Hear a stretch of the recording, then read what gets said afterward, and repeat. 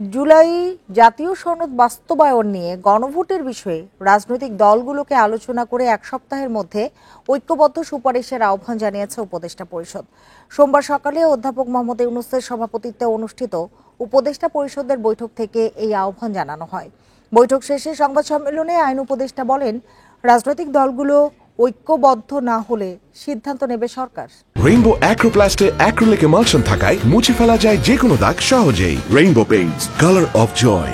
সোমবার তেজগাঁওয়ের প্রধান উপদেষ্টার কার্যালয়ে জাতীয় ঐক্যমত্য কমিশনের জুলাই জাতীয় সনদ ও এর বাস্তবায়ন বিষয়ে উপদেষ্টা পরিষদের সঙ্গে বৈঠক করেন প্রধান উপদেষ্টা অধ্যাপক মোহাম্মদ ইউনূস। বৈঠক শেষে সংবাদ সম্মেলনে আসেন আইন উপদেষ্টা আসিফ নজরুল। তিনি বলেন, জুলাই সনদ বাস্তবায়ন প্রক্রিয়া ও গণভোটের বিষয়ে রাজনৈতিক দলগুলোর মধ্যে অনৈক্যে উদ্বিগ্ন সরকার।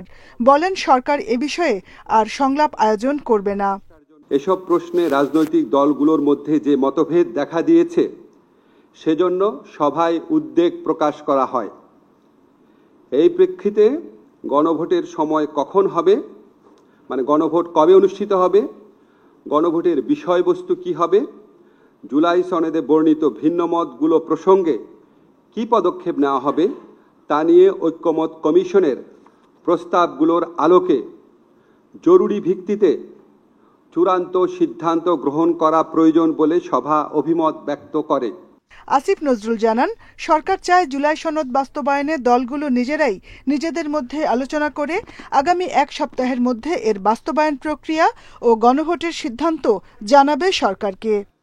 ফ্যাসিবাদ বিরোধী আন্দোলনের দীর্ঘদিনের মিত্র রাজনৈতিক দলগুলোকে স্বীয় উদ্যোগে নিজেদের মধ্যে আলাপ আলোচনা করে সম্ভাব্য দ্রুততম সময়ে, সম্ভব হলে আগামী এক সপ্তাহের মধ্যে সরকারকে ঐক্যবদ্ধ দিক নির্দেশনা প্রদান করার আহ্বান জানানো হয়। জুলাই জাতীয় সনদ বাস্তবায়নের সুপারিশ নিয়ে বিএনপির করা অভিযোগের বিষয়ে মন্তব্য করেননি আইন উপদেষ্টা। পরিষদের একটি জরুরি সভা। Jahanara Parvin, independent news, Dhaka.